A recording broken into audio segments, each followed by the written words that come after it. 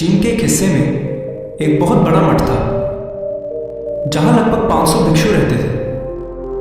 वो सभी अपने गुरु के मार्गदर्शन में खुद को जानने का अभ्यास कर रहे थे। एक दिन एक लड़का उस मठ में शिष्य बनने के लिए आया।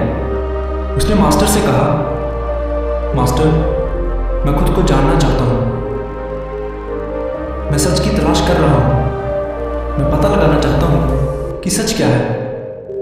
मास्टर ने उसकी ओर देखा और कहा कि अगर तुम सच जानना चाहते हो तो तुम्हें अपना पूरा जीवन दांव पर लगाना होगा।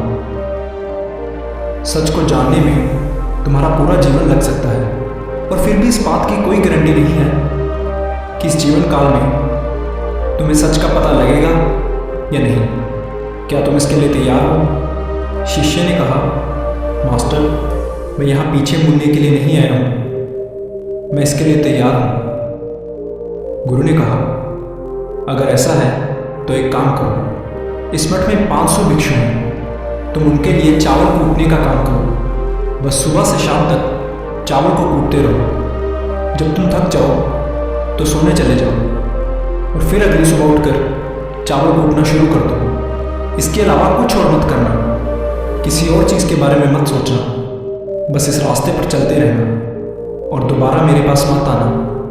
ज़रूरत पड़ने पर मैं खुद तुम्हारे पास आऊँगा। उस लड़के ने गुरु के आदेश का पालन करते हुए चावल कूटना शुरू कर दिया। उस मठ में 500 शिष्य थे। उन सभी को समय समय पर भोजन की आवश्यकता पड़ती थी, इसलिए वो सुबह बहुत जल्दी उठ जाता था और देर रात तक चावल कूटता रहता था। जब वो थक जाता तो उसी कमरे में सो जाता जहाँ वो चावल कूटता था। वो किसी से बात नहीं करता था और ना ही कोई उसके पास बात करने आता था। कुछ महीनों तक चावल कूटते हुए उसके मन में पुराने विचार आते रहे, लेकिन जब उन विचारों को कोई नया विषय नहीं मिला तो वो अपने आप ही मिट गए। धीरे धीरे उसके मन में विचार कम होने लगे।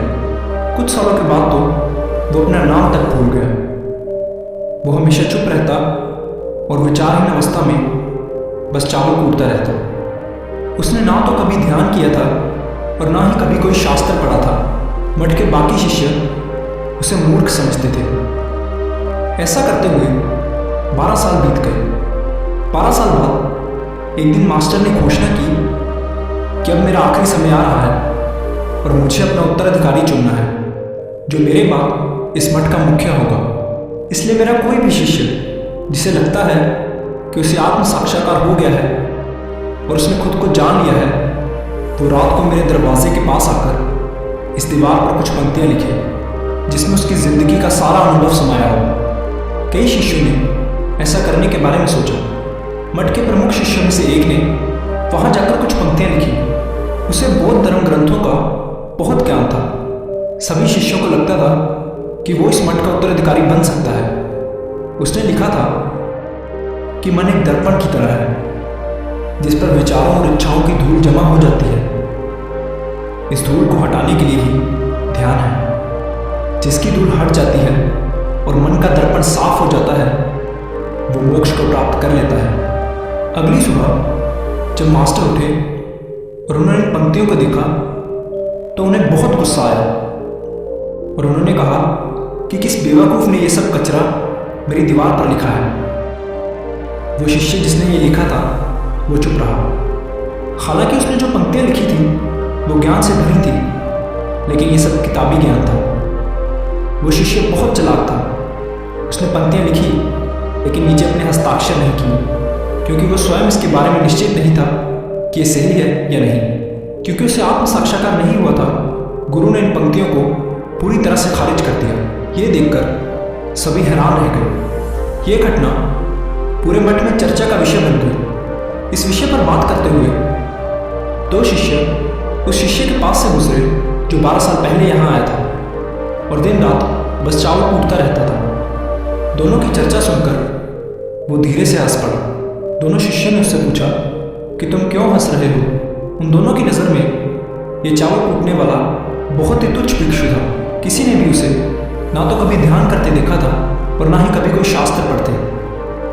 हर कोई उसे मूर्ख समझता था जो बस चावल कूटना ही जानता था।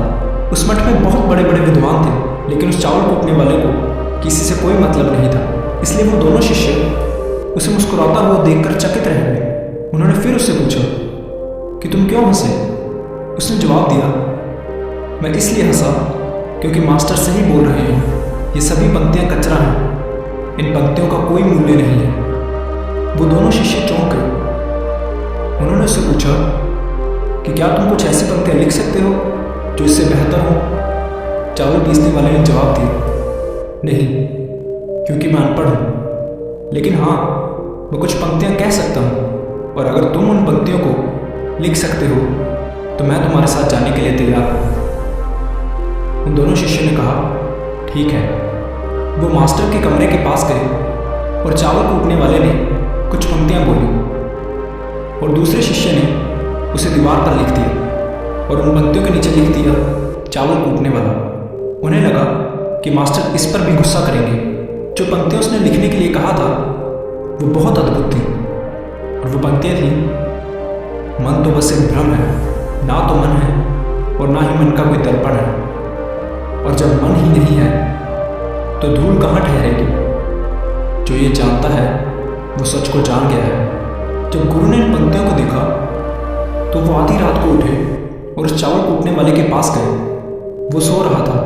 मास्टर ने उसे जगाया और कहा कि ये लो, मेरी छड़ी और मेरे वस्त्र ले लो, आज से तुम मेरे उत्तराधिकारी हो। लेकिन अभी इस मठ को छोड़कर दूर चले जाओ, क्योंकि इस मठ में बहुत सारे विद्वान हैं जो खुद को तुमसे श्रेष्ठ मानते हैं।